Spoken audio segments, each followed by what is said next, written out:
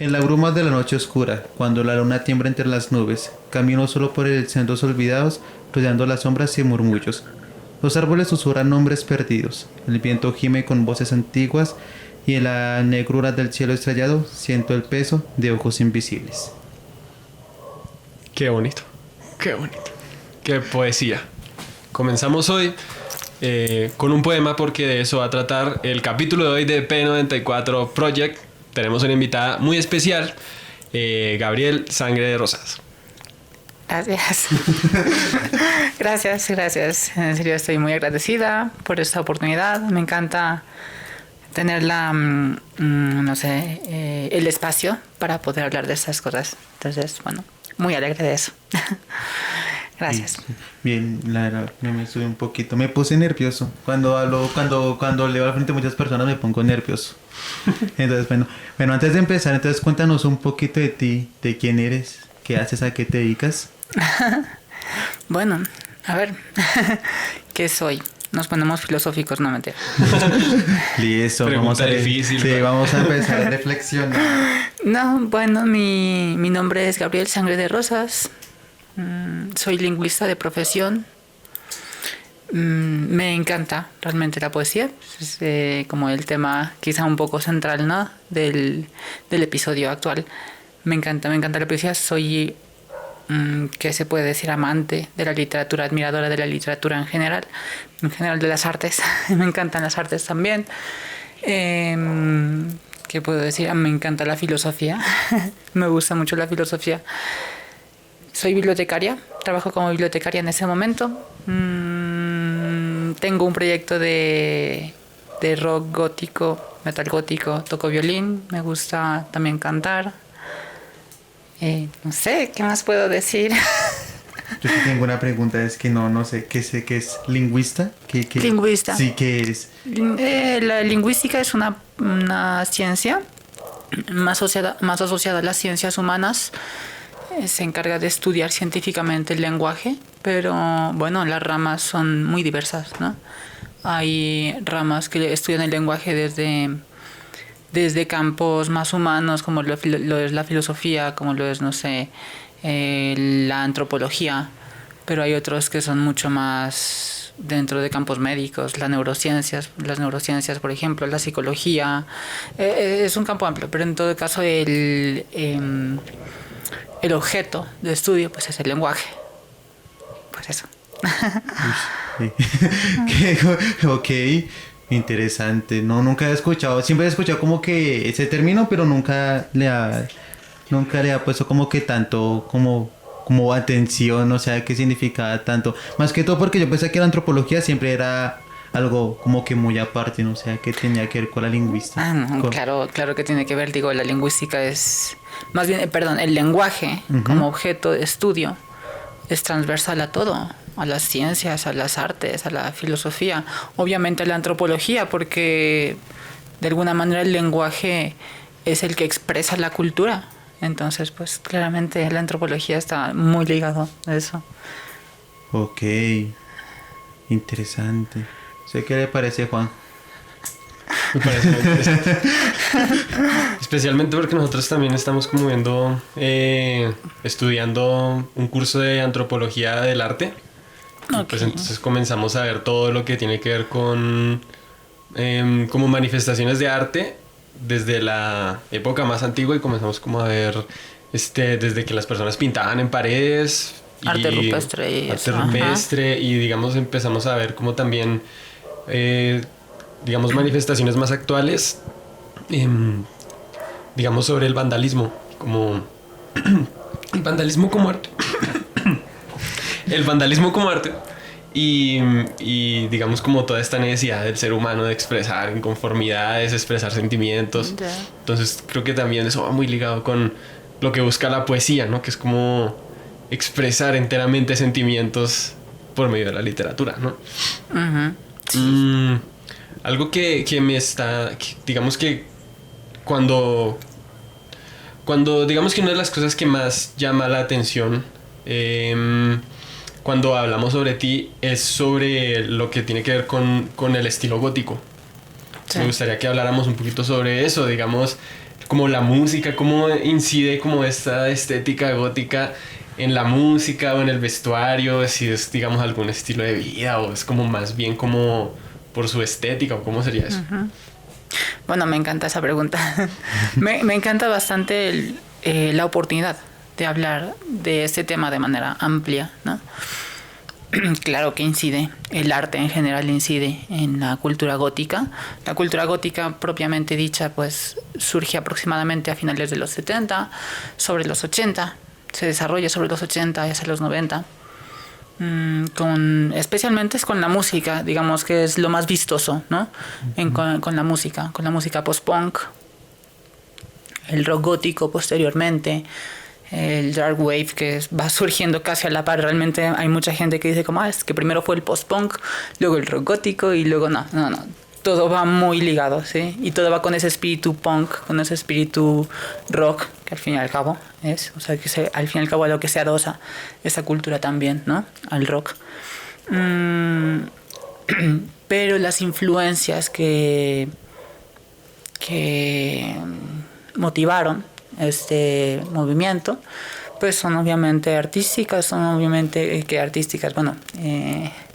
poéticas. Buena parte de los artistas tenían una gran fascinación por la poesía del romanticismo, poesía como, bueno, yo que sé, sí, los malditos más conocidos, ya saben, Baudelaire, Keats, John Keats, Rimbaud, como que era muy normal entender ese tipo de expresiones y trasladarlas al momento, a la época, ¿no? Una época de bastante incertidumbre en su momento. Inicia como en Inglaterra, en Reino Unido, igual que el punk. Igual con toda esa disconformidad. Estamos hablando también de una época de ese liberalismo económico excesivo, ¿no? Con esta señora, ¿cómo se llama? Margaret Thatcher. Sí, eso. Entonces, claro que siempre surgen formas subversivas, que al final siempre todas las culturas urbanas son formas subversivas de criticar algún aspecto o varios aspectos de la sociedad.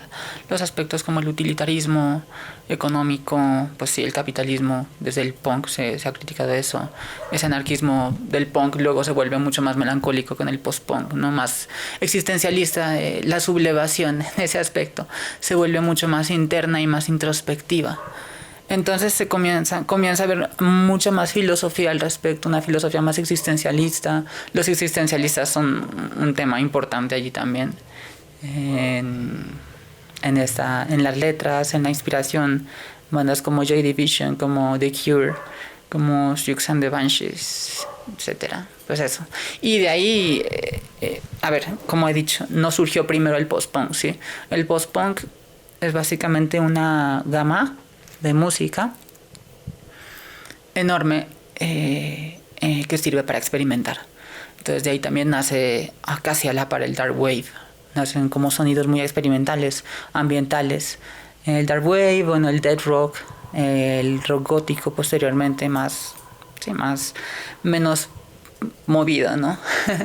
Y de ahí sigue evolucionando, o sea, con la misma era y con los mismos movimientos sigue evolucionando. Luego se mete en otros ambientes, tanto musicales como literarios, igual, tomando igualmente la misma influencia, ¿sí? La influencia romántica, del romanticismo, la influencia de la literatura gótica, que fue clave en el romanticismo, inspiración de seres sobrenaturales, sea para sentir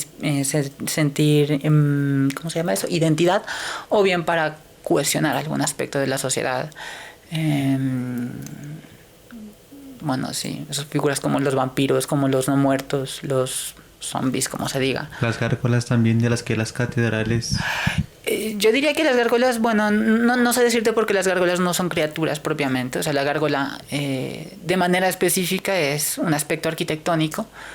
Solo sirve para desagüe y bueno, tenía esa forma. La forma específica pues era propia de la arquitectura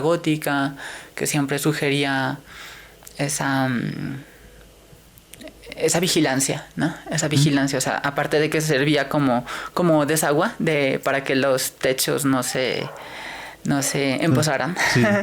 pues servía como vigilancia tanto las gárgolas como las quimeras, porque normalmente la gente no hace la diferencia. Las gárgolas son las que son como delgaditas, que parecen tubos, pero con caras diabólicas, y las quimeras son propiamente estatuas, sí, como las que se ven en Notre Dame, que están como pensativas, como asomadas. Sí. Esas serían quimeras. Entonces que las gárgolas son como tubitos con caras grotescas en general. El grotesco es algo importantísimo, tanto en el desarrollo de la cultura gótica, de la era gótica, estoy hablando de la era gótica, y el paso al Renacimiento. El grotesco es súper importante allí. Y a su vez retomado tanto en el romanticismo como más tarde en estas expresiones urbanas como el gótico, pues eso. Entonces sí, la poesía resulta muy importante. La poesía resulta una fuente inagotable, diría yo, de inspiración, y para mí es no sé, aunque lo más vistoso fue la música, la poesía fue la que dio esa inspiración para esos nuevos sonidos. Entonces sí que considero que es esencial, digamos, para la expresión de esta cultura gótica, la poesía importante, la literatura importante. Pues sí, eso. Digamos, yo lo que dices sobre que, digamos, como este tipo de arte es para expresar lo de inconformidades, romanticismo, como utilizar este medio de arte para expresar. Pero yo siento que, digamos, de cierta manera existen muchos tipos de arte, estilos de artes que son digamos que pueden expresar los mismos sentimientos o las mismas ideas, pero la diferencia es en cómo se presenta. Digamos, por ejemplo, el punk aquí en Colombia, digamos que representa como una disconformidad, pero de una manera mucho más como anarquista, agresiva, desordenada, Sí, agresiva. más agresiva. Exacto. Pero por ejemplo, el estilo gótico es como muy, muy elegante, o sea, siempre tiende a la como me parece que siempre está como muy inspirado en castillos. Por ejemplo, mencionando a Drácula, a los vampiros, Drácula es como una representación como erótica o algo así, utilizando lo grotesco, pero también es como una persona súper como elegante, ¿no? Glamurosa. Entonces, Glamurosa. sí. Ajá. Entonces a mí me gustaría como saber, digamos, podría ser en ti o digamos en la cultura gótica en general, ¿de dónde nace como este gusto por la elegancia? O sea, o no sé si sería elegancia, sino como por ese estilo tan... Sofisticación. Ajá, exacto, sofisticado. Mira, yo siento un poco, igual no te sientas aludido, o sea, no pasa nada. Yo siento un poco que esa elegancia, esa sofisticación es un poco cliché. Es sí como que misconcepción, o sea... Como... No es solo una concepción, es una concepción muy generalizada porque es algo muy vistoso. Al fin y al cabo, es algo que agrada mucho a buena parte de la comunidad gótica, le encanta vestir este tipo de cosas. O sea, yo misma he venido así, ataviada. Pero hay muchos estilos. Dentro del gótico hay muchos estilos, unos que son mucho más simples, ¿sí?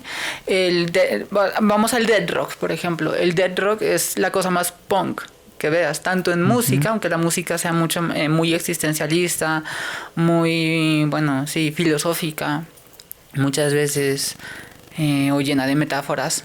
No es tan directa como el punk. O sea, el gótico no es así es mucho más sutil, aunque sea incluso en tendencias agresivas, pues va a ser siempre más sutil, va a mostrar como mucha ironía, mucho sarcasmo, etcétera, mucho humor negro también. Bueno, volviendo, el dead rock es muy deshecho.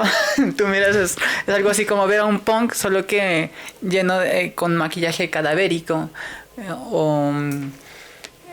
sí, una versión más oscura del punk, pero va a ser así, muy deshecho, con mallas rotas.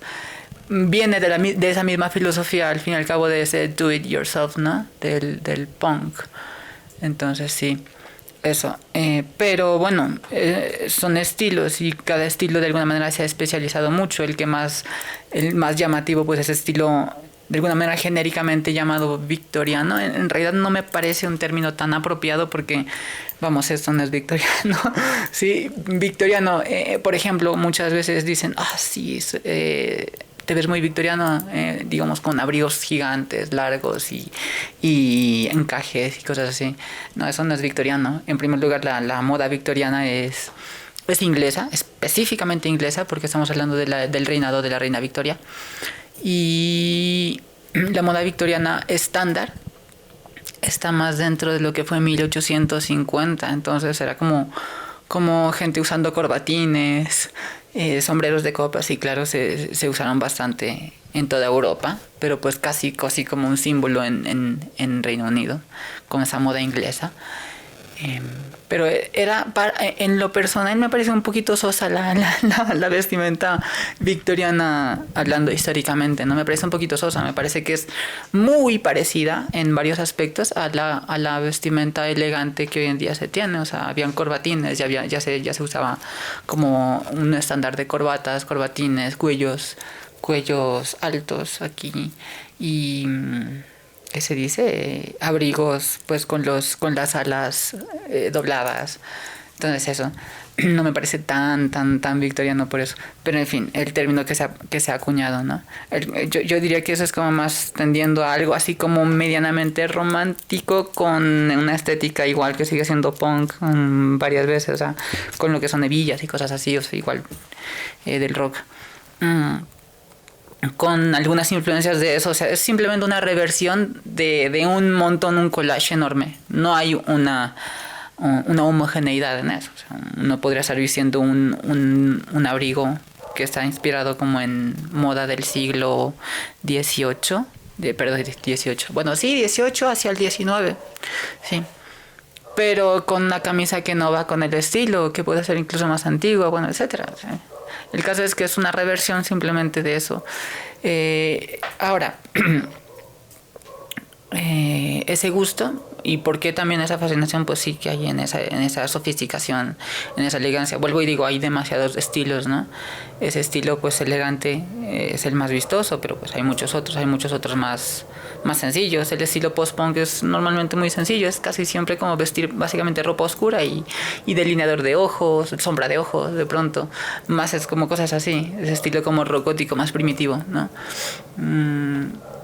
Yo creo que se comienzan a dar esas expresiones de vestimenta más hacia las bandas de los 90s, bandas como Nosferatu, como London After Midnight, como de pronto, bueno, sí, con esa estética post-punk, pero a su vez tomando como esa influencia de esas novelas fantásticas, ¿no? Novelas vampíricas.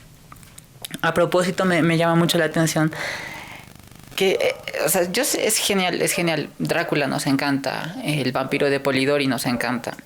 Esa imagen del vampiro sofisticado, lleno de misterio, de esa atracción, lo que se llama el héroe byroniano, ¿no? En literatura se llama así, héroe byroniano. Lleno de encantos, lleno de misterios, que tiene como aspectos indescifrables.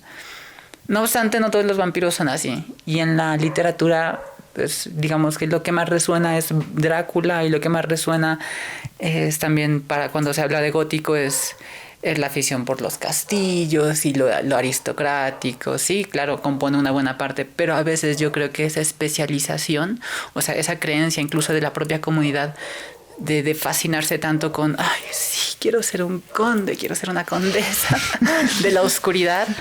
Claro, está genial como forma de inspiración, pero por momentos se tergiversa y al punto. ¿A qué me refiero? A que buena parte de estas imágenes tomadas de estos románticos, plasmadas, en estos románticos, eran muchas veces incluso para cuestionar o para ser objeto de controversia de las clases dominantes. Buena parte de los románticos, por no decir una gran mayoría, eran personas que estaban más hacia el lado de ser rebeldes contra los sistemas hegemónicos de ese entonces, con sus grados, no vamos a decir que todos, o sea, como en todo, nada es homogéneo, con sus grados de insatisfacción, por así decirlo, sobre la sociedad y sus grados de crítica. Si vamos a los ingleses románticos, pues eran, yo creo que los más rebeldes y de los que más se produjo literatura gótica, literatura, bueno, de todo tipo de esto, ¿no?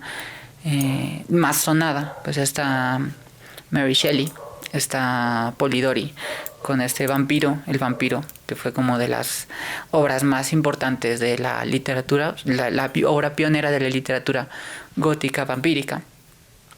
Está Byron, Lord Byron, está Percy Shelley, que a propósito era una figura igual de controvertida que Lord Byron y que todos estos, o sea, al punto de que eran antipatrióticos. O sea, las personas de la alta sociedad pues los consideraban de alguna manera gente despreciable, hasta exiliados. O sea, Shelley estaba exiliado y fue expulsado de Oxford, etcétera. Entonces, bueno, en general eran eso, y eso querían expresar sus obras muchas veces, rebeldía o crítica o sátira.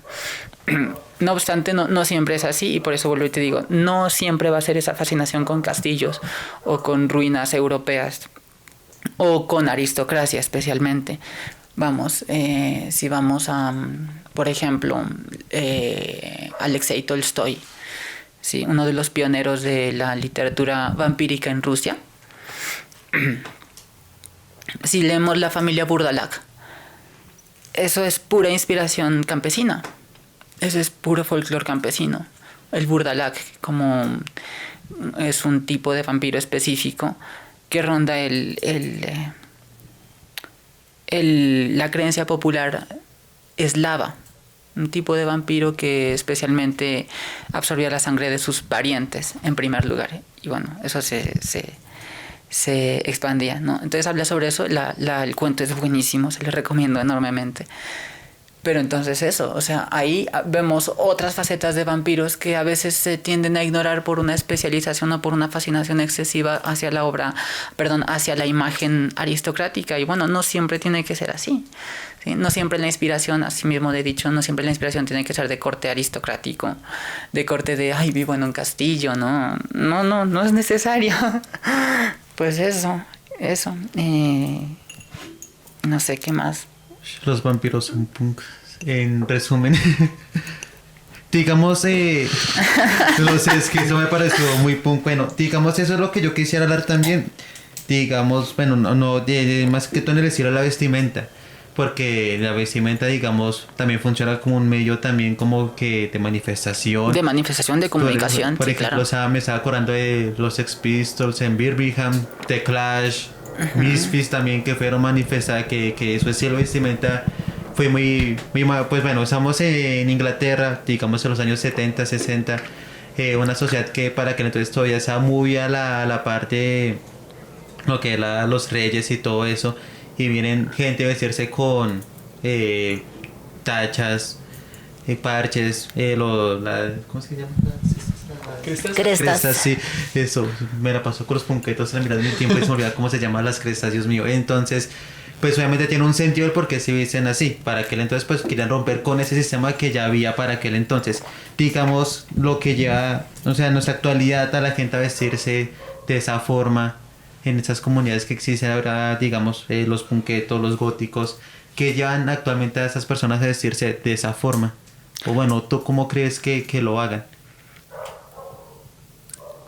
Eso es difícil porque, bueno, si hablamos de cómo comenzaron a vestirse, no es imposible rastrear propiamente. Uno podría decir que las primeras bandas que comenzaron a hacer eso por llamar la atención, sobre todo, ¿no? Bueno, está The Darknet, por ejemplo. Es como de los primeros que comenzó a utilizar esa estética vampírica. Sí. ¿No? Incluso cuando todavía no eran como tan rock gótico y eran más hacia el punk. Me acuerdo de una canción que se llama Black Rose, me parece. Pues es mucho más punk, eso no es tan gótico. Pero pues ya la estética ya da esos aires. Lo que digo igual, es bastante inspiración y es bastante controversia. Es buscar controversia, al fin y al cabo. Es buscar en parte sátira, en parte burla, en parte como joderse de la sociedad, ¿sí? De una sociedad de estándares. Entonces es un poco eso. Es un poco caricaturizar. O sea, buscar por medio de una caricatura, por medio de esa forma fantástica, por medio de esa forma fantástica, expresar la libertad, expresar la inspiración, expresar la fascinación, lograr crear espacios que sirvan también para compartir esa fascinación. Entonces, pues eso es lo que lleva a esa comunicación también, y claro que tiene unos significados, habiendo unos significados. Lo que digo, o sea, esta vestimenta, por ejemplo, a menudo es muy sacada, muy inspirada en la literatura, ¿no? Que he dicho, la literatura pues gótica, la poesía romántica. Esperemos un mítico. ¿Se escucha? Sí. Eso que desde afuera. La planadora. La planadora, sí. Una planadora. No, como un avión. ¿La puerta No. está cerrada o abierta?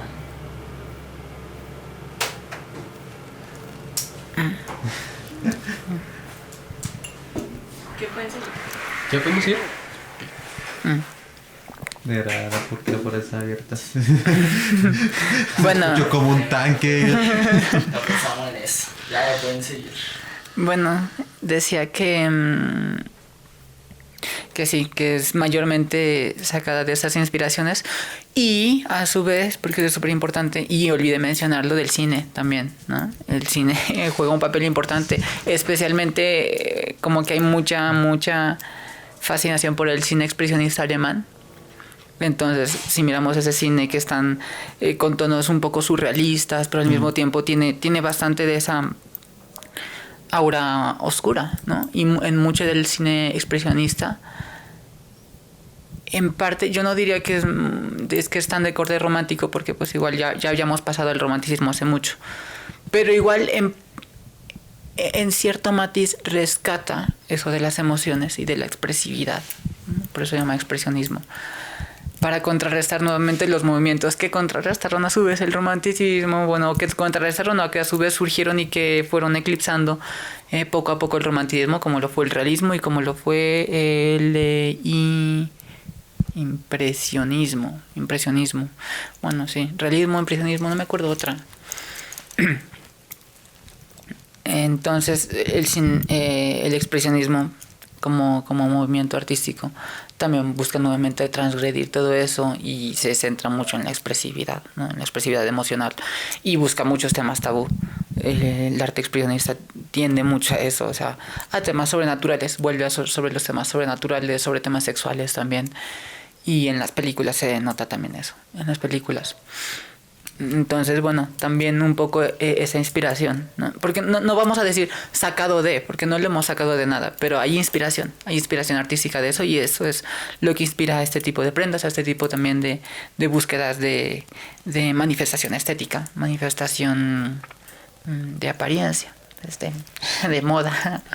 Digamos Sí. que yo tenía como entendido, o sea, pues según lo que pues hemos aprendido en estos años, que digamos el expresionismo alemán nace, digamos, después de la Primera Guerra Mundial, ¿no? Y ¿qué? Y es como nace después de la Segunda, ¿no? ¿De la Segunda? Me parece que es de la Segunda, ¿no? Creo que es después de la O Primera. bueno, creo que es entre guerras, pero igual, o sea... No, pero es que igual... O sea, sí, claro, inicia en la Primera, porque Metrópolis fue antes de la Segunda Guerra Mundial. Pero pues igual se sigue desarrollando posterior a la Segunda Guerra Mundial. Y es como que trata como de exagerar esas expresiones de horror y de esos En malos... efecto. Ajá. Y sobre todo, o sea, bueno, en el caso de Alemania, por los horrores de la guerra que sufrió, ¿no? Y por las dictaduras. Eso es un tema también que me parece súper curioso, porque a menudo hay una interpretación que a veces me parece peligrosa. Voy a hablar ahí de forma personal, pero sí que me molesta que hay una venilla, por ahí una vena de corte fascistoide que se quiera infiltrar en lo gótico. O sea, por ahí es posible incluso encontrar personas afines a eso, y es como... Dios mío, o sea, esa es una interpretación muy perversa y muy tergiversada, muy pervertida de las expresiones del expresionismo alemán, de la literatura y de la filosofía alemana también, desde Goethe hasta Nietzsche. Yo recuerdo, hay un tipo, no me acuerdo cómo es que se llama, hay un tipo que para la literatura de horror alemana fue importante y fue incluso miembro del partido nazi. Pero no recuerdo cómo se llama. El caso es que este sujeto, yo tenía el nombre. Ewers, creo que se llama. Ewers, porque era naturalizado como en Estados Unidos, o bueno, algo tenía sobre Estados Unidos. El tipo publicaba incluso en Estados Unidos, etcétera. Pero era afín hacia Alemania y pues fue muy cercano al partido nazi. Ese tipo de figuras malinterpretan mucha de la poesía, mucha de la filosofía, desde lo que he dicho, desde Goethe, Schiller hasta Nietzsche, con una idea súper pervertida del superhombre y tantas pendejadas. Y luego, a su vez, eso hace que otras personas con pocas luces, diría yo, se traguen ese cuento y quieran expresar el gótico de una manera tan mala como lo es, por medio de cosas fascistas, ¿no? Otra cosa importante es que también hay bandas que utilizan la imaginería fascista como sátira, como burla. Me acuerdo especialmente, de Rose Williams, de Christian Death, o de hay una banda, Radio Werewolf. Estos últimos básicamente fueron incluso tomados como el anticristo y decían que eran absolutamente nazis, pero no, ellos no eran nazis, solo que utilizaban mucho de esa imagen de manera súper exagerada con todo ese humor negro propio del death rock para ridiculizar ese tipo de ideas. Pero hubo gente que lo malinterpretó. Entonces había gente... Sid Vicious también lo hacía. Sid Vicious también traía la esvástica de los nazis. También, ¿cómo es que llama esto? Megadeth también. Dead Mustaine también tenía una esvástica en una camisa. Menudo dato. Pues sí, eso. Pero pues ya...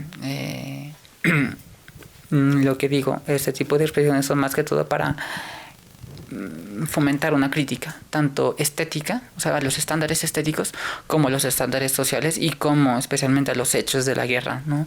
A esos hechos, digamos, de esa época positiva materialista que buscaba imponerse en esos momentos. Estamos hablando como y eso, que el positivismo no creo que, el positivismo clásico no creo que hubiera tampoco apoyado al nazismo, pero pues se basa en ese tipo de ideas positivas, de ideas del pragmatismo también, y el expresionismo viene a romper con todo eso, con esa pretendida falsa razón, con esa pretendida falsa racionalidad y cientificismo. Viene a romper con todo eso. Entonces, pues eso, o sea, algo importante, o sea, neonazis que por ahí estáis viendo. El expresionismo alemán no avala el estúpido nazismo. No lo avala, lo critica. Casi siempre vamos a encontrar son obras que critiquen eso y que critiquen ese tipo de estamentos sociales, dictatoriales, o que pues sí, que de alguna manera vayan en contra de la humanidad. Eso. Ok, sí, porque digamos el libro de Nietzsche, el del Anticristo, pues fue ahí de ese libro donde nació la idea del superhombre. Sí. Entonces digamos que siempre decían que para lo que fueron los principios del nazismo fue como que esa inspiración de Nietzsche sobre lo que era el verdadero alemán. Es una perversión horrible, de las reflexiones de Nietzsche sobre la superación del sujeto como el individuo, que se dice como el individuo superior, por así decirlo. No vamos a hablar de superior. Iba a utilizar otra palabra. Autosuficiente. Okay. Autosuficiente.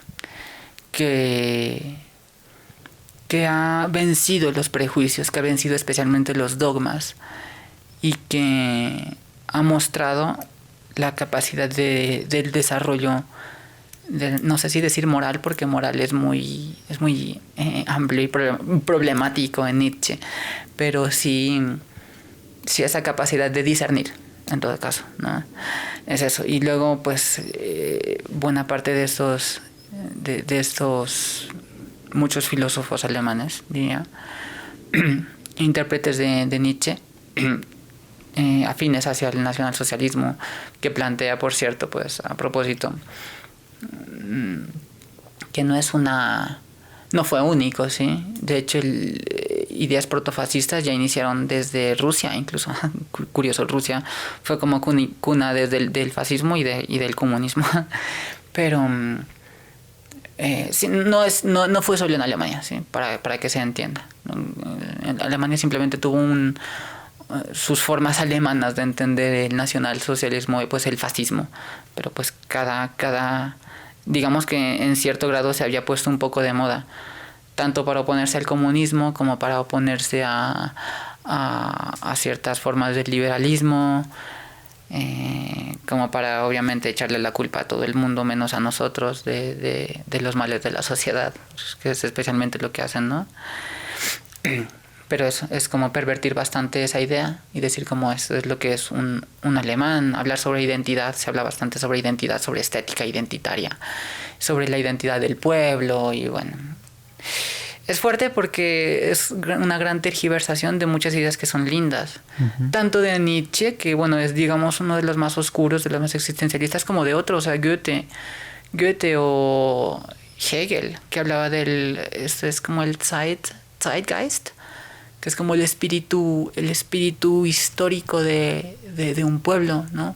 Y son realmente cosas muy lindas que proponen desarrollo humano.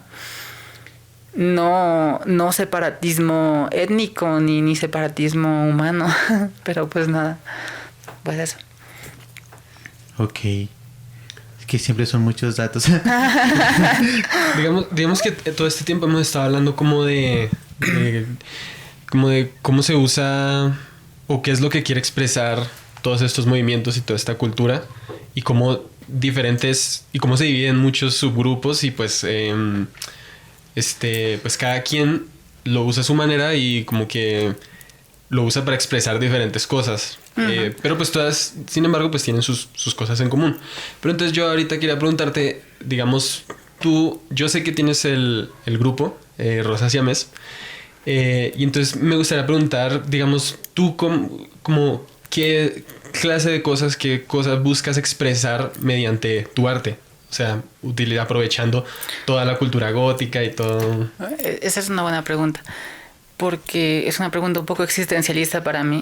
Normalmente yo utilizo el arte que hago, o que procuro hacer, ni siquiera puedo llamarme artista, pero bueno, el arte que procuro hacer, sí, a menudo es para expresarlo con los demás, para compartirlo, para que lo vean, para que de alguna manera puedan mirar qué ideas quiero expresar y poder de algún modo crear un escenario de, ¿qué se dice?, de dialéctica, ¿sí? Sea, o bien de comprensión, sean personas que puedan, por ejemplo, sentirse comprendidas con mis letras, o bien que puedan generar controversia igual, porque de eso se genera siempre el avance, la síntesis de algo, ¿no? Pero entonces sí, que es lo que quiero. En primer lugar, lo que quiero, voy a sonar muy existencialista, pero lo que quiero es entenderme a mí. Buena parte de las razones por las que me gusta hacer arte es por entenderme a mí, por entender lo que soy, por buscar entender un poco más de mí, no sé, por buscar saber qué diablos es lo que estoy sintiendo dentro, porque a menudo siento que no me comprendo. Entonces eso es quizá lo primero. Y de ahí en adelante, pues poder compartirlo con los demás y poder saber cómo se sienten tal vez los demás, o poder acompañar con el arte que pueda yo hacer los sentimientos de otras personas y compaginar eso de alguna u otra manera. Entonces sí, pero no sé qué tanto es lo que buscaría expresar. De pronto las ideas que tengo, las ideas filosóficas, las ideas estéticas hablando sobre la belleza, ¿no? Que es un campo que me encanta en la filosofía. Hablar sobre la belleza, hablar sobre qué son las cosas que valen la pena o qué es lo que debemos cuestionar en esa sociedad. Que para mí pues lo es todo, hay que cuestionarlo todo. Entonces, no sé, eso es como también lo que quisiera fomentar un poco, ese desarrollo, de pronto, esa inspiración hacia desarrollarnos a nosotros mismos, hacia buscar nuestra identidad, hacia, no sé, o simplemente expresar, dejar de, ¿cómo se dice?, contener sentimientos muchas veces. Cuestionar estándares, siempre cuestionar estándares, todo tipo de estándares, sobre todo ahora que hay como en esta época de la posverdad, digámoslo así, y de tanta, ¿qué diría yo?, abrumadora información, información excesiva. Entonces es como importante hoy en día fomentar más que nunca el pensamiento crítico, ¿no? Pensamiento crítico por medio del arte, por medio de la metáfora, por medio de todo ese tipo de cosas, porque yo creo que es mucho más divertido aparte que simplemente ponerse a hablar, a dar conferencias sobre crítica social. Claro, eso está chévere, pero pues no es tan guay como hacer arte.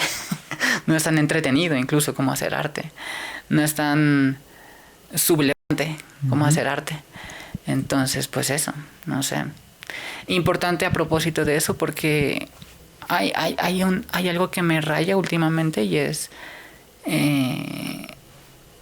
esas nuevas modas de volver a hablar de cosas que yo en algún momento creí que íbamos a tener que superar en algún momento pronto, futuro, y que hoy en día se estén tomando fuerza de una manera tan vergonzosa, diría yo, vergonzosa porque ante todo es muy irracional, ante todo, bueno, están todas estas polarizaciones políticas a propósito.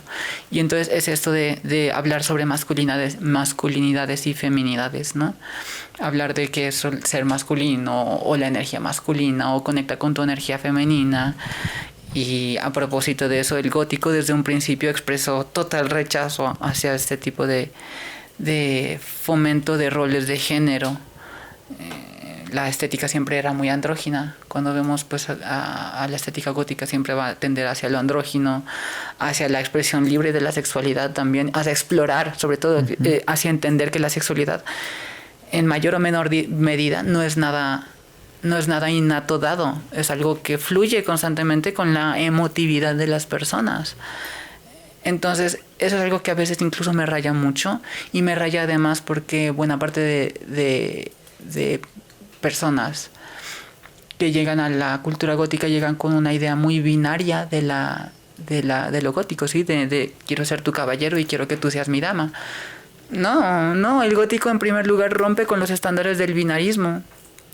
Del gótico nacen todas estas cuestiones, no mentira, no del gótico nacen, del gótico se expresa bastante todas esas cuestiones del no binarismo, de la androginia, de esa cultura queer que ya desde antes se había venido cosiendo, ¿no?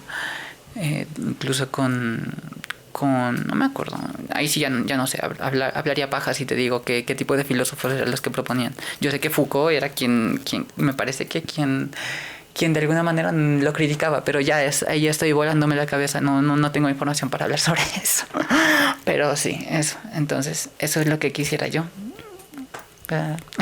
Sí, además que es una muy expresión porque digamos el gótico siempre tendió como a romper todos esos estándares. Por ejemplo, de pinturas góticas, bueno, no se me viene ninguna a la cabeza, pero sé que las pinturas góticas siempre manifestaban como que lo contrario, digamos. No se oprimían para crear, los autores nunca se oprimían para crear sus obras. Eran obras o grotescas o de desnudos, pero no eran algo como que tan, ¿cómo decirlo? Tan wow, tan eso, sino que era algo muy concreto. Y era algo que era muy centrado y que hacía que cualquier persona lo pudiera ver y no se incomodara. Y digamos, creo que eso es lo que pasa en la actualidad, ya no es tan así. Ahorita cualquiera ve algo que está por fuera de su lugar y ya se espantan. El gótico siempre se hizo para cualquier tipo de personas, creería yo. No entendí cómo así. O sea, digamos que el gótico nunca como que buscó estandarizar un tipo sí, de, claro, de audiencia o algo así. No, el para gótico nada. se creó para cualquier persona. Correcto, y a propósito que hablas de estándares, algo importante que me gustaría mucho recalcar, no solo del gótico, sino bueno, en este caso del rock en particular, esa energía de emancipación que siempre ha tenido el rock, ¿no? De rebeldía, pues. Y es de joder, o sea, no hagamos, es algo que no me gusta y es la mercantilización de todo, ¿no? Al final, esa mercantilización pervierte mucho los movimientos culturales y sociales. Y en este caso yo quisiera como mucho manifestar que estas culturas, las culturas urbanas, en ese caso pues el gótico, lo que debemos es decir como, yo no quiero que me abras un campo en tu estándar, yo quiero romper tus estándares y ya, me importa un carajo, o sea, en este caso no quiero ser aceptado en el mercado, quiero romper el mercado en cierto aspecto. Por eso no me gusta para nada esa mercantilización y esa banalización por medio de las redes sociales que a menudo puede ocurrir con nuestra expresión gótica, sobre todo por medio de la ropa, ¿no? Porque bueno, si ya vistes, la ropa puede ser llamativa y muchas veces hay gente que utiliza esa ropa sin siquiera conocer por qué se usa, simplemente porque se ve bien, porque me puedo ver sexy, porque así me miran más, porque voy a ser la gótica de grandes proporciones, por no decir otra palabra mucho más fea. Sí, detesto esa palabra porque me parece muy sexista. Entonces, pues eso. O sea, con mercantilización te refieres es como a la... No sé, como a la... Al marketing, a la Sí, publicidad. como a utilizarla más como por llamarlo poser o alguna vuelta así. Sí, correcto. O sea, por crear un estándar que luego puedas vender al público de forma atractiva. Las culturas no se venden. O sea, el patrimonio, porque esto al fin y al cabo es un patrimonio de la sociedad. Todo lo que podamos producir por medio del arte, por medio, o sea, cosas realmente originales, ¿no? No reproducciones baratas. Digo, reproducciones baratas son las que hace el mercado, pues. O bueno, este tipo de sistema de mercado, yo vamos a llamarlo, porque bueno, mercado es hablar un poco ligeramente, porque al fin y al cabo cualquier transacción puede llegar a tener una dimensión de mercado, ¿no? Una dimensión mercantil. Pero sí hablar de este sistema de mercado que tenemos, tan pervertido, diría yo, tan que no importa lo que produzcas siempre que produzca dinero. O sea, no importa, o el valor no está centrado en el producto en sí, sino en cuánto dinero puede generar. Y así es el gótico también. O sea, el gótico buena parte del mercado lo ha sustraído sus partes más llamativas nada más, removiendo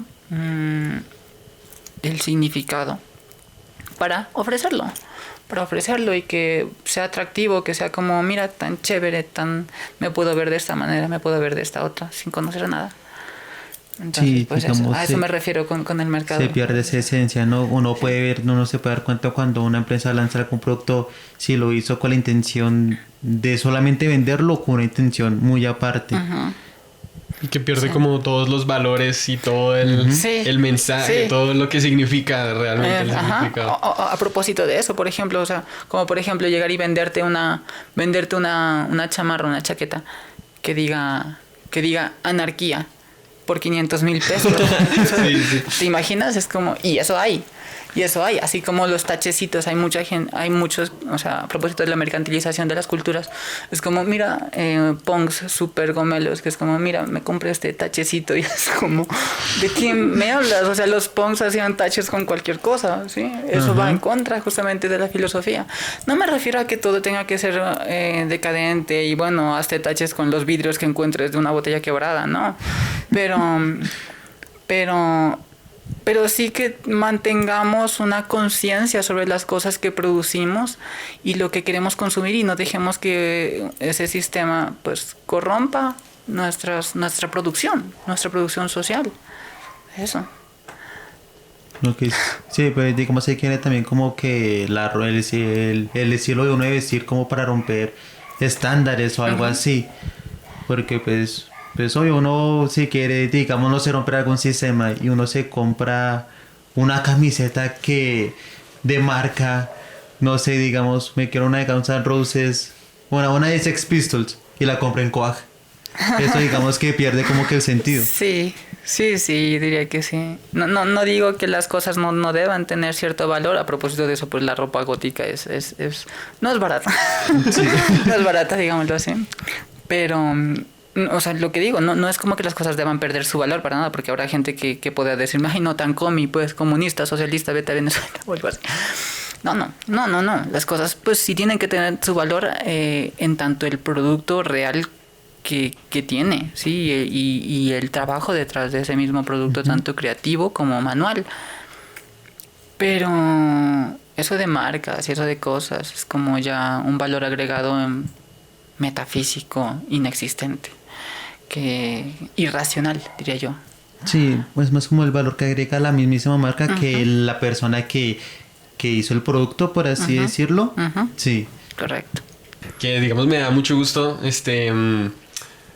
tener como este tipo de conversaciones en el podcast, porque siento que es como mucha cultura, o sea, como que se difunde mucha cultura porque nos cuentas como historias, sí, desde como...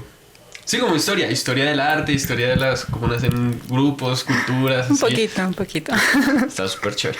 Gracias. Y quisiera retomar lo último sobre la mercantilización y sobre algo que dije que no estoy muy seguro si sea correcto, lo de, digamos, gente que llega... Poser, no me gusta que diga esa palabra, pero pues es como para que se entienda. Sí, para que más se entienda. Sí. Entonces quería hablar sobre, digamos, yo soy una persona que le gusta mucho aprender sobre culturas, o sea, descubrir sobre culturas y me trato de llenarme de todo lo que pueda de distintas culturas, o sea, por muy diferentes que sean, digamos, rap o música asiática. De pronto yo ahorita estoy escuchando una banda que se llama Malice Miser. Uf, es buenísima. Sí, me encanta mucho. Sí. ¿Esa es de qué país? Japón. Japoneses. Japón. Ah, yo escucho por las idols nomás. Sí, él escucha J-pop. Pues a mí también me gusta. Es como, siento que, o sea, toda cultura tiene su valor. Que me gusta. Sí, claro. Sí lo sabe hacer porque llevo mezcla cosas de occidente, de rock. Uno puede escuchar una canción de rock experimental de Estados Unidos y compararla con una japonesa y la japonesa la va a ganar porque Sí. la música experimental japonesa es una locura. Sí, cuando es de música, los japoneses tienen como una manera de componer muy diferente a Es Occidente. muy ¿no? curioso. No funcionan sí. con su cultura, entonces marca mucho la diferencia. Yo creo que por eso me agrada mucho ese tipo de música. Por ejemplo, el hip hop también, el hip hop pues estadounidense y todo, pero pues mezclan su propia subcultura. Por ejemplo, bueno, pues nuestro ejemplo más agradable, pero el gangsta rap. Ese gangsta rap se diferencia mucho de cualquier otro tipo de rap que se hizo en Estados Unidos. Y cuando, no, sí, digamos, la música instrumental que hacen en Asia también, digamos, de las películas en Corea, por ejemplo, la cultura que hay en Corea con el K-pop, o digamos, la música, las películas que hay con... digamos, a mí me gusta mucho escuchar soundtracks de películas coreanas, no sé por qué son muy chéveres. Pero igual a lo que quería llegar era que, digamos, ¿cómo puede... digamos, ¿cómo hago yo para acercarme a esta cultura que es el gótico y pues digamos empezar a conocer sus culturas, aprenderlas sin llegar a caer en esto como de llegar a hacerlo por Sí, cliché. por cliché, no, es como por postureo, o sea, Sí. como lo que estamos Ajá. hablando ahorita de no caer en la mercantilización. Y digamos, ¿cómo llegar a eso? ¿Cómo llegar a acercarme a estas culturas?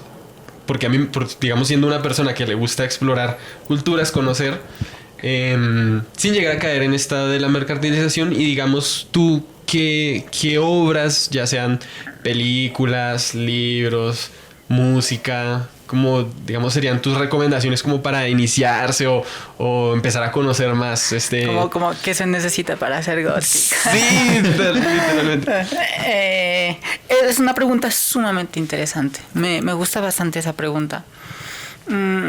Para iniciar, yo quiero decir que voy a dar simplemente una reflexión y no quiero para nada pretender como ser la dadora de estándares, ¿no? Para nada. Voy a dar una reflexión y voy a contornear ese tema respecto a lo que yo considero como una persona de la cultura gótica que pues sí, que inició ya desde hace 10 años. Yo llevo como 10 años en la cultura. Yo lo primero que diría, a ver, a propósito de eso, es nunca utilices el término poser. Es un término muy feo, es un término muy despectivo y es un término que al final siempre va a romper los lazos humanos, ¿no? Siempre va a romper además el sentido ya no solo de comunidad y de pertenencia, sino directamente el sentido cultural. Nunca utilices poser. a veces uno lo puede llegar a utilizar de forma incluso agresiva por indignación. Yo lo he llegado a utilizar en el pasado, en varios momentos. O sea, se me podría incluso pasar ahora por ver justamente ese tipo de cosas. O sea, a veces siento como que ultrajan bastante nuestra cultura pues sí, con ese postureo al fin y al cabo, porque pues sí, o sea, si te pones ropa pero realmente no quieres transmitir nada, pues eso es posturear, eso es hacer una postura, eso es hacer una pose. Y sí, a veces pues indigna bastante porque es como ultrajar bastante, al punto de que a veces, por ejemplo, llegan muchas personas de Instagram, por ejemplo, de TikTok, y visten ese tipo de cosas y luego colocan de fondo como música de reggaetón, por ejemplo, no sé. O sea, a mí eso me raya mucho la cabeza, ¿sí? A mí me raya mucho porque siento que va muy, muy en contra de muchas de las cosas que nosotros profesamos. Nosotros no nos gusta, el gótico no profesa el sexismo. El gótico como cultura, ¿no? Que hayan pendejos que puedan ser sexistas, pues es otra cosa. Eso ya es cosa de humanos, pero no. O sea, realmente en la cultura gótica no hay algo que diga sea sexista, ¿sí? A eso me refiero. Entonces sí, pues eso. Consejo importante, no te acerques a la cultura desde redes sociales, diría yo. Yo creo que lo mejor, como toda forma, además de expresión cultural, tienes que acercarte a la producción artística, a la producción, mira películas, explora películas. Ojalá, si puedes, que no sean, que vayas más allá, ¿sí?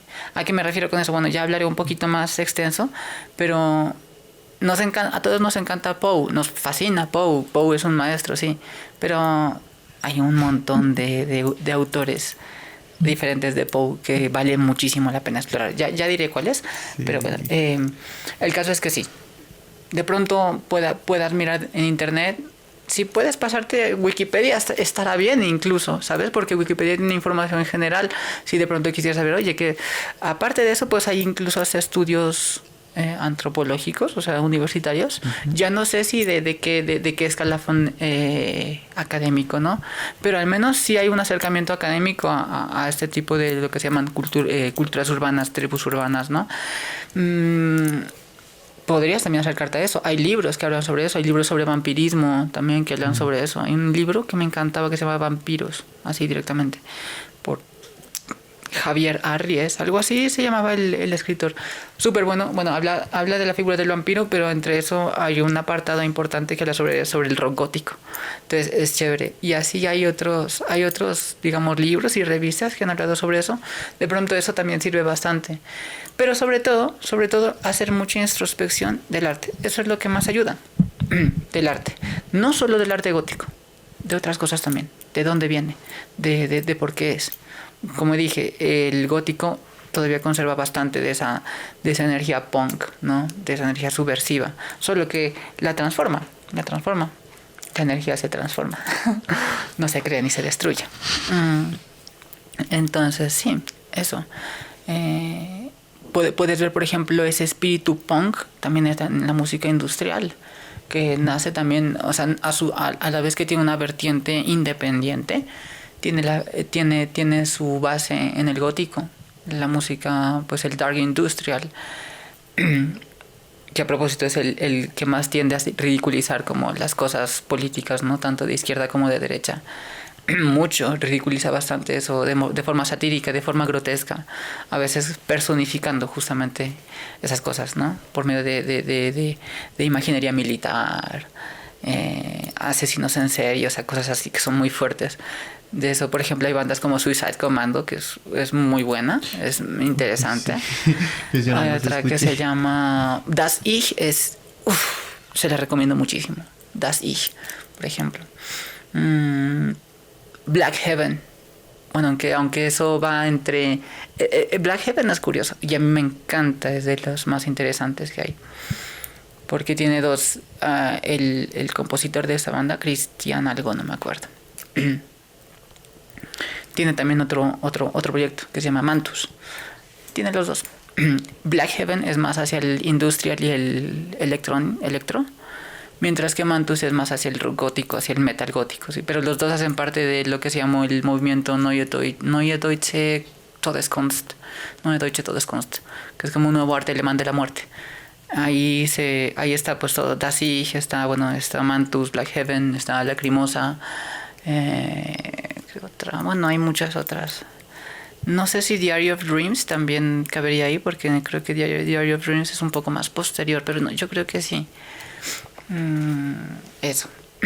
Entonces, acércate este sería como mi consejo, acércate a los productos culturales que hay.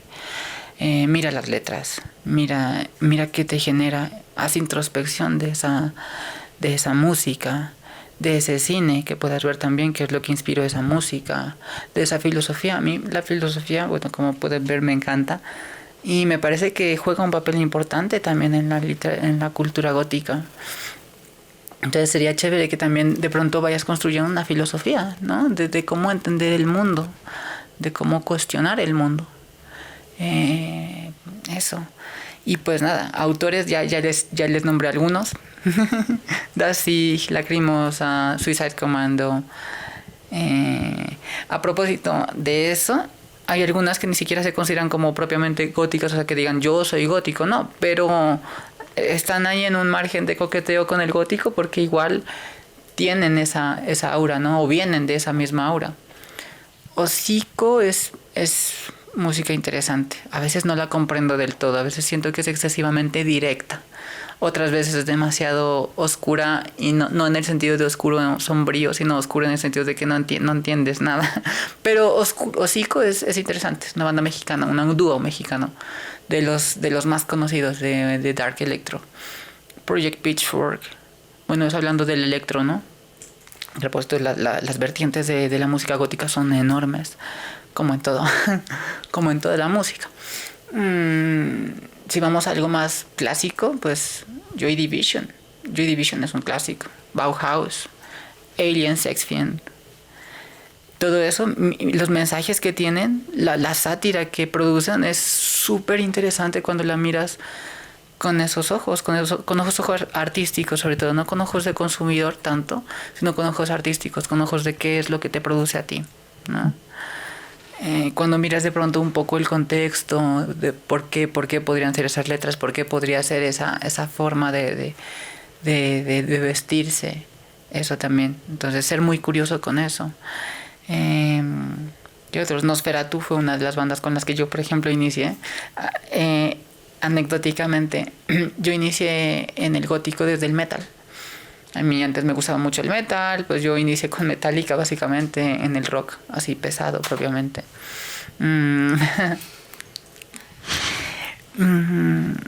Antes ya escuchaba rock. De hecho, yo escuchaba Depeche Mode antes, a mi padre le encantaba Depeche Mode, una banda increíble. Depeche Mode son God. Que ellos tienen sus orígenes en la cultura gótica también. La música, lo que fue la producción industrial de música electrónica, pues fue pioneros al menos en estas partes británicas, ¿no? Pero yo nunca me había acercado al rock pesado propiamente. Yo lo mantenía alejado de mí por ciertos tabúes, por ciertos religiosos. Inicié con Metallica me gustó, me parece súper chévere la energía que transmitía, y de ahí solo fue, ya fue historia. O sea, me metí en una parte de mí se metió en el post-hardcore. Sí, yo también soy emo. Fui emo, o he sido emo, o soy emo, sí, ¿por qué no? Una parte de mí se metió en el post-hardcore, con bandas como Underoath, por ejemplo. Otra parte de mí se metió como en el death metal, en el black metal, en el metal gótico. Ahí conocí como el metal gótico por Cradle of Filth. Luego Theater of Tragedy, por ejemplo. Esa banda, al menos los 5 primeros trabajos, contando con el demo, o sea, del demo hasta el EP que lanzaron, son buenísimos, son una maravilla. Bueno, no, hasta el EP no, hasta AX, que es el último álbum que sacaron como de rock gótico, de ahí como que cambiaron bastante su estética, pero hasta Aegis es buenísimo en todos los aspectos, o sea, las letras, la música, la expresividad que dan, los conciertos O sea, la forma, si miras como las fotografías que tienen de sus primeros años, es una estética tan chévere porque además es como tan, no sé, no tan de marca, por así decirlo. ¿Sí? O sea, se nota que sí, claro, es elaborada, pero no es como, mira, esto me lo compré en la marca tal. No, o sea, se nota que adquirían ese tipo de prendas en lugares poco convencionales. Me refiero tal vez Muy a... artesanales. Quizás. Tal vez en sex shops o cosas así, Ah. ¿sí me entiendes? O sea, ropa de cuero, cosas así que es súper chévere, súper transgresor. Entonces eso, mirar eso y intentar interiorizar por qué, los símbolos que se utilizan también, bueno, la música obviamente. Entonces, bueno, Theater of Tragedy, The Sins of Thy Beloved es otra increíble, Static Fear también. Buenísima, sobre todo si te gusta como la música clásica, especialmente la música medieval, es buenísima. Yo inicié así. Yo inicié con ese tipo de bandas, con Theater of Tragedy. Y de ahí yo dije que yo quería explorar más, porque yo creí que de alguna manera yo tenía la idea de que el gótico era como muy ahí con el metal, ¿sí? Claro que puede ser muy a la par con el metal y hay muchos góticos que nos va a encantar el metal. Pero pues no sabía que había un desarrollo independiente del gótico que realmente no tuvo tanto que ver con el metal en un principio al menos, ¿no? Que fue del post-punk. Y cuando yo comencé a escuchar post-punk es como, esto me suena raro.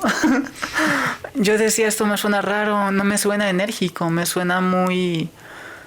Porque bueno, aunque sea el metal gótico, pues tiene su energía, tiene su agresividad, sí, o sea, te da como esa fuerza de ese impacto, esa bestia interna, por así decirlo, con esas voces guturales. Que muchas veces, no en todo el metal gótico, pero al menos en el metal gótico más clásico, pues es muy normal encontrar voces guturales así muy profundas. Y cuando yo miré como el rock gótico tan atmosférico, excesivamente atmosférico para mí, excesivamente punk para mí, yo dije, ay, no sé si puedo escuchar esto, me parece muy raro. Yo sé, cuando escuché Bauhaus, cuando escuché Alien Sex Film por primera vez, yo intentaba escuchar e incluso cometía el error, yo era muy joven en ese momento, de decir como, no, pero es que si yo quiero ser gótica, pues yo tengo que escuchar esto, o sea, como que me intentaba obligar a eso, ¿sí? Sin entenderlo todavía. Y una banda que me ayudó mucho a acercarme a eso fue una banda que se llama Nosferatu, que tiene, o sea, es una banda mucho más posterior, que tiene ya ese sonido rockero, ¿sí? Más propio como de un poco hard rock, un poco rock progresivo a veces también, pero sí con las guitarras distorsionadas, ya con un matiz más rockero, menos punk. Y eso me ayudó bastante a acercarme más como a ese lado del gótico, sin sentir como tanta ruptura, porque yo venía pues de escuchar solo metal. Entonces, Nosferatu es buenísima. Rosetta Stone, London After Midnight, me parece impresionante esa banda, por todo, por las letras también, por las letras tan subversivas que tiene, en todos los aspectos. O sea, críticas sociales en general, al consumismo, al maltrato animal, cosas así. Eso por parte de música. Yo no sé si se me escapan.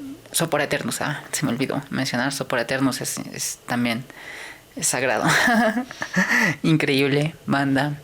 Dead Can Dance, bueno, Fields of the Nephilim. Hay muchas. Yo creo que en todo eso hay una gran gama, ¿no?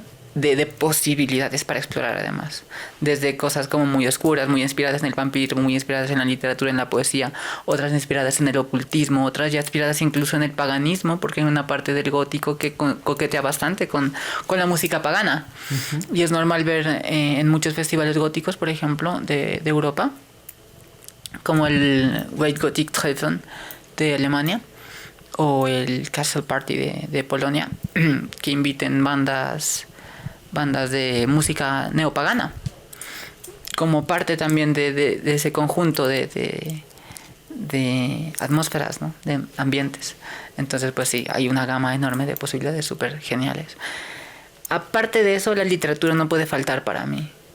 Por favor, lee literatura y mira cine, o sea, para de alguna manera poder entender bien la estética, sobre todo la estética, ¿no? La estética como, entiéndase, no estética como apariencia, no, estética como la proyección de la belleza. Como el entendimiento o como el cuestionamiento también, ¿no? Como la reflexión sobre la belleza. Entonces eso. De cine yo no soy tan entendida en cine, la verdad, o sea, de directores me muero. No conozco directores propiamente más que el buen y clichoso Tim Burton. Es buenísimo, a veces sí. Es buenísimo. A veces siento que es un poquito repetitivo, pero sus obras, buena parte al menos de sus obras son geniales. De pronto Guillermo del Toro por ahí tiene cosas súper chéveres. Sí. Digamos, El laberinto del fauno se podría considerar. ¿Se llama así la película? Sí, es fantástico, claro. Y esos géneros fantásticos, a propósito, bueno, ahorita que voy a hablar de literatura ya, la palabra fantástico es muy importante en ese terreno gótico, ¿no? Entonces, sí, claro, pues en cine yo podría decir eso. De pronto experimentar buena parte de la música gótica tuvo mucha inspiración en el cine de serie B. En el cine de terror de serie B, pues. No tanto en los slashers, yo diría más en películas, no sé, películas como esta de Drácula, donde aparece Bela Lugosi, por ejemplo. Bueno, cine del expresionismo alemán, por favor, Dios mío, por lo que sea, no por ser gótico, simplemente porque es cine increíble. cultura general. Sí, ajá. Está, ¿cómo se llama? Del doctor Caligari, el gabinete das Kabinett Dr. Caligari, el gabinete del doctor Caligari. Metrópolis. Metrópolis, pero como cultura general, sí, no por gótico. Sí. Ajá. Bueno, está Nosferatu. ¿La qué buenísima. Las dos. Bueno, las tres. Las tres, sí, hay tres. La de la William primera, Dafoe, la segunda. La primera fue la de 1929. Que era como una reimaginación para evitar el plagio de... No, o sea, eso ¿cómo era la fue historia de esa básicamente un plagio. O sea, le cambiaron cosas para evitar que es un plagio, pero pues... No, ellos tuvieron problemas legales con la esposa de Bram Stoker.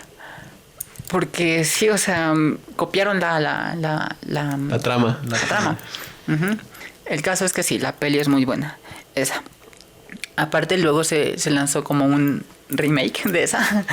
Se llama Nosferatu Phantom der Nacht, de Alemania, en la que actúa este señor Klaus Kinski, me parece. Klaus Kinski, que hace de Nosferatu.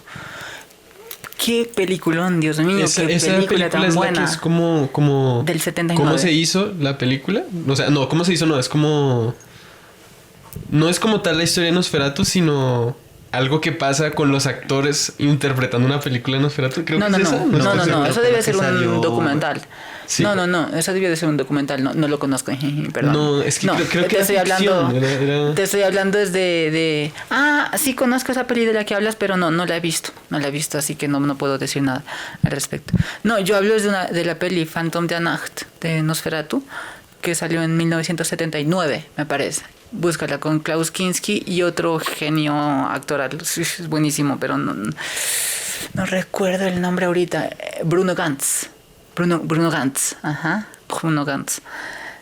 Buenísima, me encanta. Esa yo creo que es la mejor versión. La última no la he visto. Tengo que verla. Debe ser buena, me han dicho que es buena. Y porque el director ha hecho otras pelis también muy buenas, El ¿no? Faro, y La Bruja. Películas chéveres.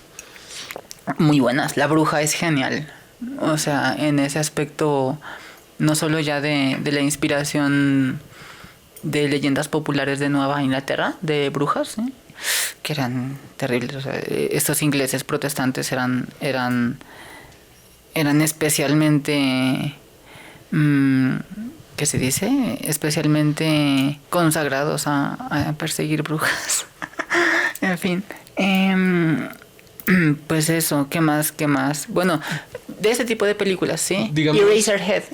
Bueno, eso no es expresionismo, aunque sí se nota bastante como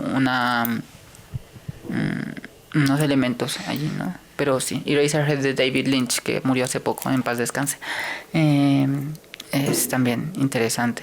Y así, pelis, otra peli, La Máscara de la Muerte Roja, inspirada en el mismo cuento de Edgar Allan Poe, La Máscara de la Muerte Roja, y todas estas pelis que actúa Vincent Price, son muy buenas. Dios mío, por todo, por la estética y por el mensaje.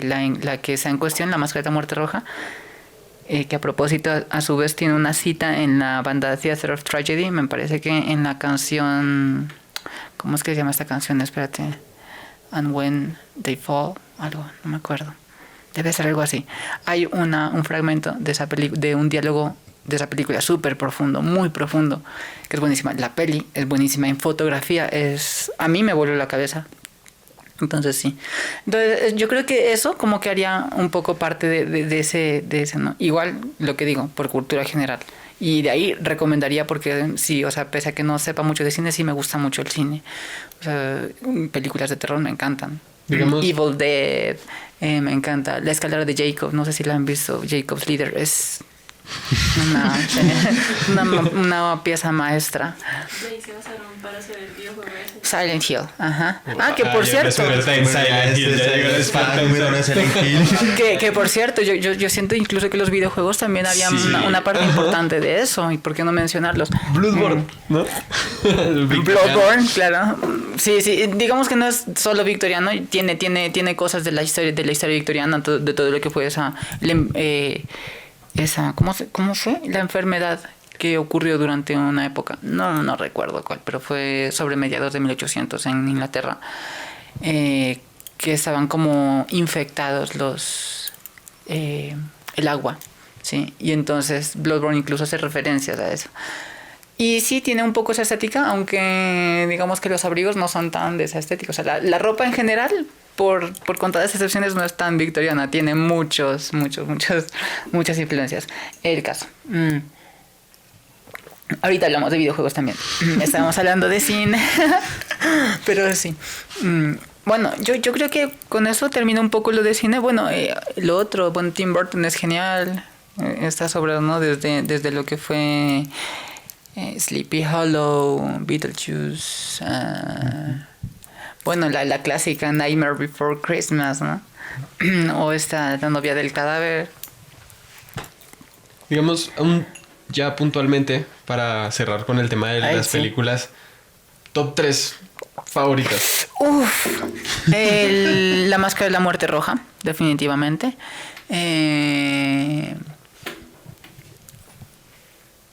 El Cuervo. Qué peliculón. Sí. De Alex Proyas, obviamente. Y no sé, de pronto Entrevista con el vampiro, tal vez a mí me gusta mucho. A mí sí me gusta esa película. Sí, a mí sí me gusta mucho. Eso. O sea, tiene, igual, aunque sea un poquito mainstream, tiene cosas súper geniales, tiene fotografía muy chévere, momentos en los que por los diálogos también acompañado con la fotografía es como, wow, cuánta expresividad, ese erotismo, incluso ese homoerotismo, digamos, es también súper interesante. Vestimenta y diálogos como que es bueno porque incluso no sé que con el avanzar del tiempo, ¿cómo se llamaba ese que hacía el vampiro que hacía Tom Cruise? Bueno, sí, cuando ya se recupera, él tiene como que esa misma forma de hablar que tenía mucho antes. Tiene todavía ese dialecto ahí impregnado. A diferencia del otro que ya como que se adaptó al dialecto ya como que esto actual que existe. Él no, él sigue con la misma forma de hablar, entonces es chévere. Sí. Esa película me gusta eso mucho. Sería, digamos, mi top 3 por ahora, sí, no sé, yo sé que se me escapan muchas porque hay muchas muy geniales, pero yo diría que esas son como las que me han calado más en el fondo del disele, de la soul, del alma. Eso. Sobre literatura. Tema extenso, yo tampoco quiero como seguir hablando, parloteando tanto porque siento que voy a cansar, pero lo que dije, ir un poco más allá de Poe. Yo sé que Poe nos encanta, yo sé que Lovecraft nos encanta.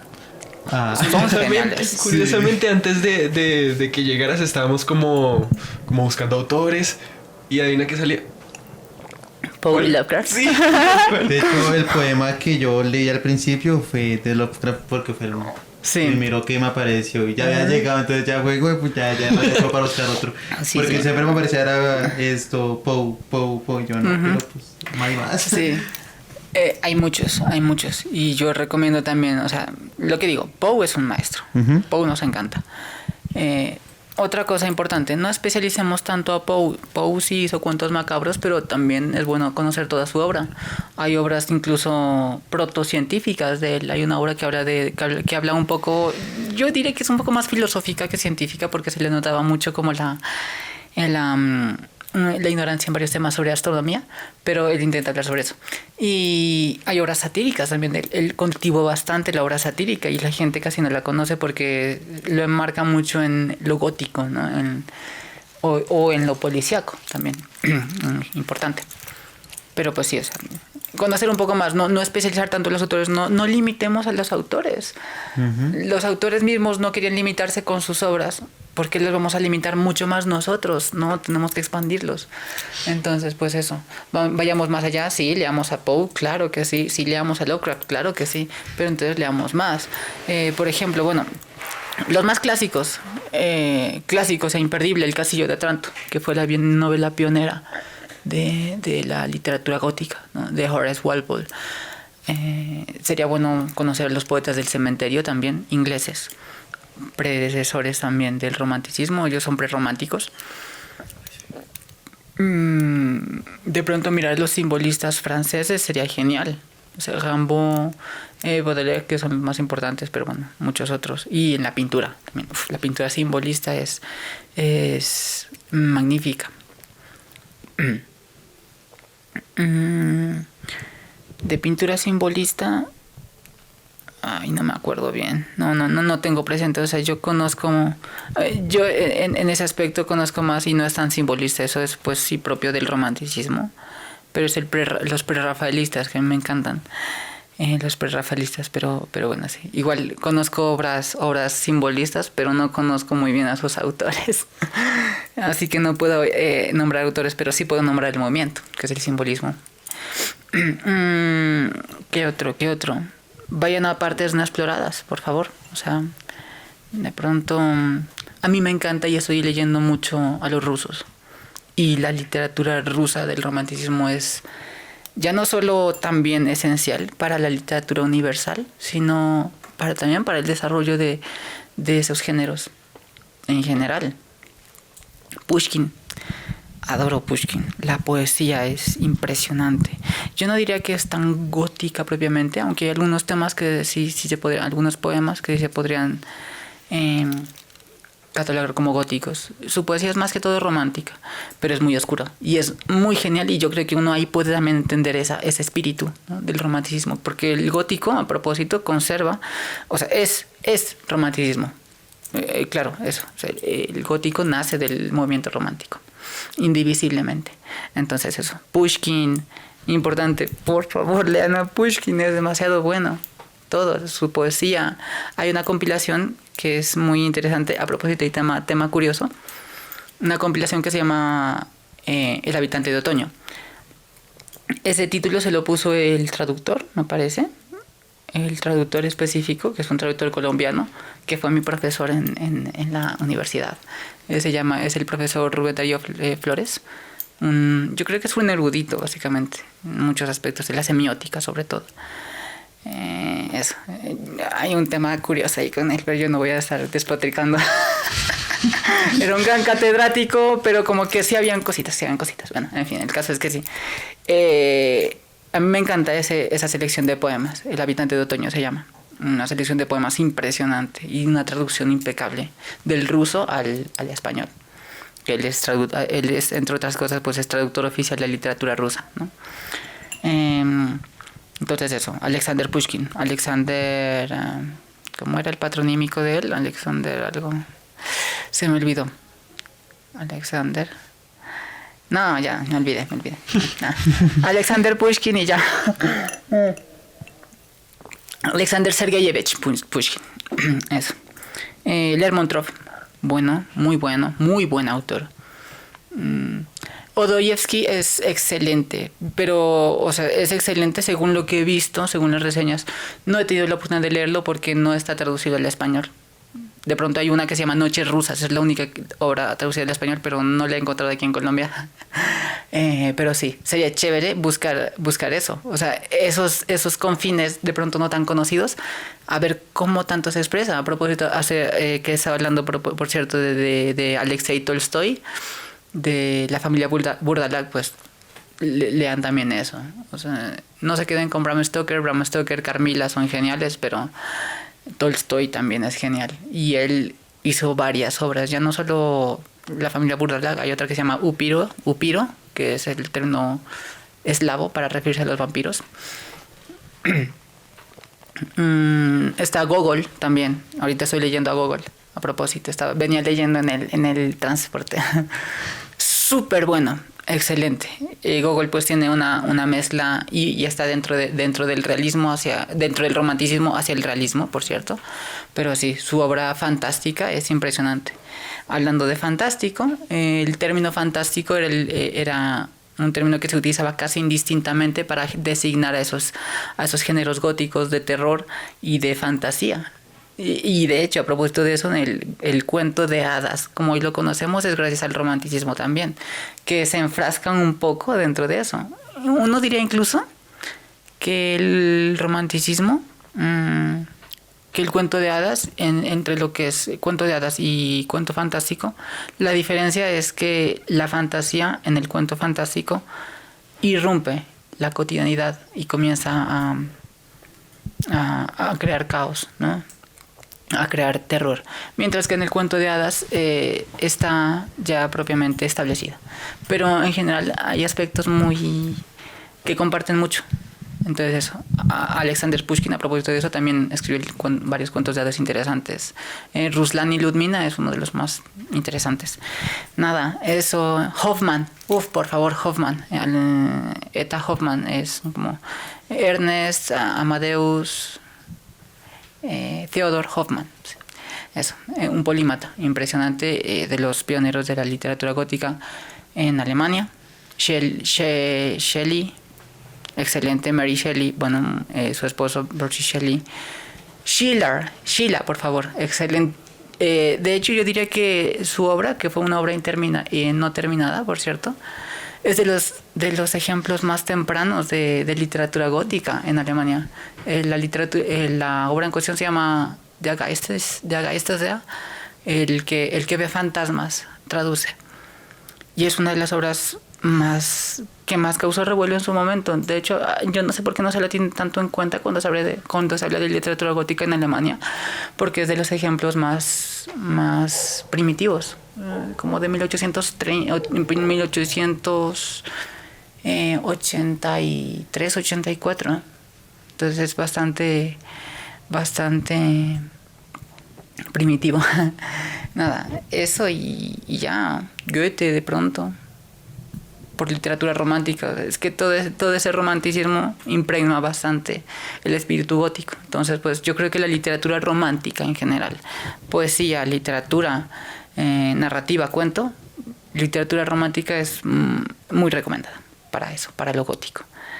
Y ya, y terminando un poco, porque siento que ya me he extendido demasiado hablando, en videojuegos yo creo que los más representativos de eso es como Castlevania, ¿no? Castlevania. Sí, Castlevania. Hay un juego que me encanta que se llama Demon's Crest. ¿Demon Quest? No, Demon's Crest. No sé si lo conoces. Ese vino de uno que se llama... ese es como una especie de spin-off de otro juego que se llama Ghosts and Goblins, de los juegos más difíciles que existe de la NES y de la Super NES.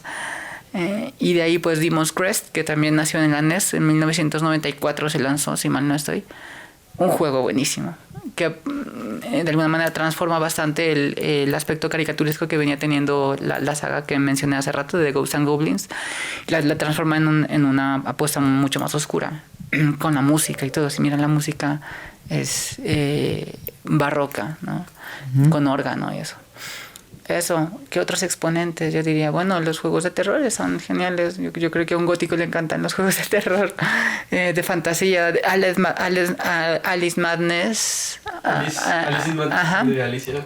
Sí, los dos. American McGee Alice se llama. Los dos son buenos, muy buenos juegos, excelentes. Y yo creo que retratan bastante. En cierto aspecto me recuerda mucho a Tim Burton.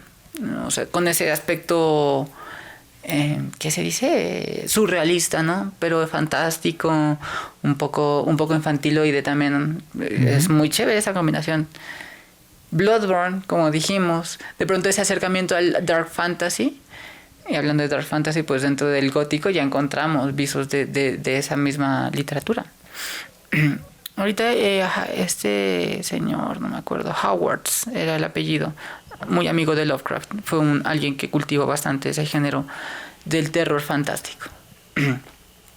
Lo que fue y lo que hoy en día se conoce como espada y brujería. Les recomiendo también. Él hizo parte tanto del ciclo de horror cósmico como pues con sus novelas de espada y brujería y pues sí, novelas que de alguna manera eran de terror y combinaban esos aspectos fantásticos, ¿no? Yo creo que ya carece un poco porque ya está pasando el terror puro, ya carece un poco de esos elementos pasionales, es algo importante en el romanticismo, lo pasional, lo sentimental, ¿no? Ahí ya en esos nuevos géneros desde Lovecraft, de hecho, ya no hay tanta emoción, tanta emotividad, tanta pasión, sino que ya pasa un terror un poco más directo, menos sutil, pero pues sigue conteniendo esos aspectos fantásticos, ¿no? Y una romantización dentro de todo, de esos seres y de esos hechos sobrenaturales. Eso, no sé, bueno, ya dije, ¿no? Bloodborne, Dark Souls.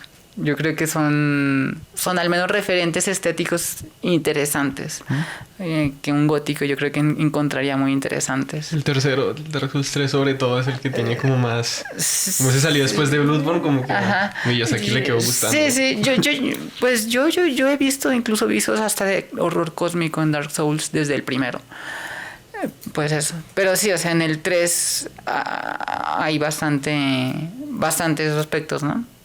Pero yo siento que desde el primero hay, o sea, en el primero, el segundo, el tercero, Elden Ring también, no sé, Sekiro incluso, todo eso. Sí, o sea, esa fantasía oscura dentro de todo, o sea, o sea, ya no como gótico propiamente, pero es como un tema importante que dentro de todo hace parte. Sí. A propósito de eso, y ya para finalizar, olvidé mencionar cosas súper importantes en literatura, y es que hay autores que de pronto se me pasan. Hay algunos como exploren más. Hay japoneses, hay africanos, hay terror africano. Está esta señora Ono Usu, algo así creo que se llama, la reina del terror africano, le llaman. Entonces sería como eso, explorar mucho, no quedarse con lo que ya hay, seguir curioseando y hacer ese ejercicio de disfrute artístico, introspectivo y lúdico, ¿no?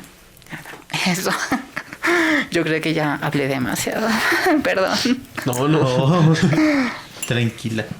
Para eso es el espacio, para que los artistas se puedan hablar de sus gustos y todo. Eso es lo que buscamos ante todo. Y también pues con eso las personas que nos ven pueden aprender cosas nuevas, que también es lo que más nos importa. Claro. Bueno, mi banda. Ojalá puedan escuchar mi banda, que tengo muchas propuestas interesantes. ¿Todavía están buscando?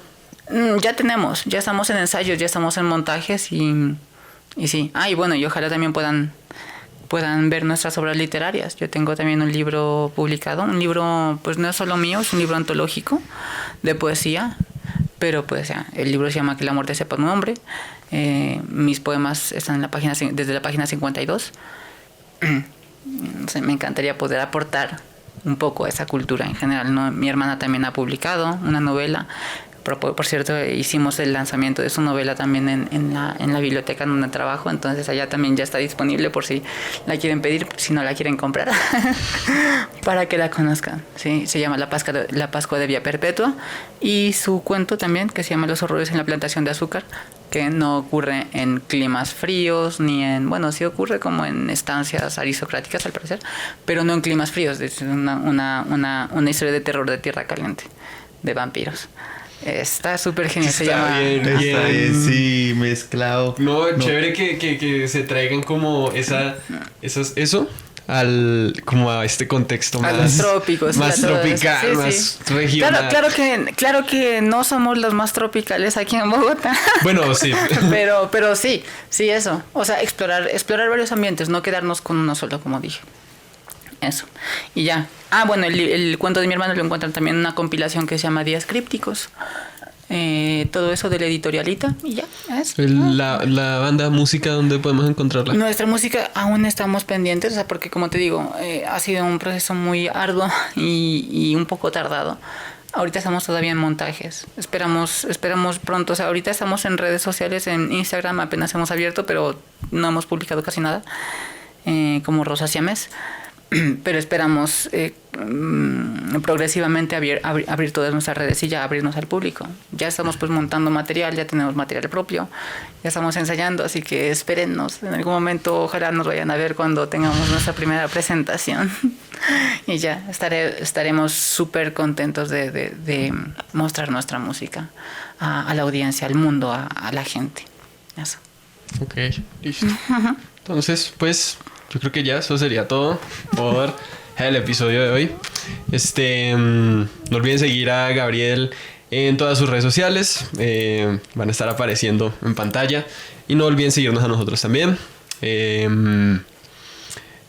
Vamos a, como ya dijimos en el episodio pasado, vamos a estar este año con muchas cosas nuevas, muchos proyectos nuevos. Y pues nada, gracias. Hasta luego, muchas Chao, gracias. gracias. Esto fue un Gracias. capítulo en P94.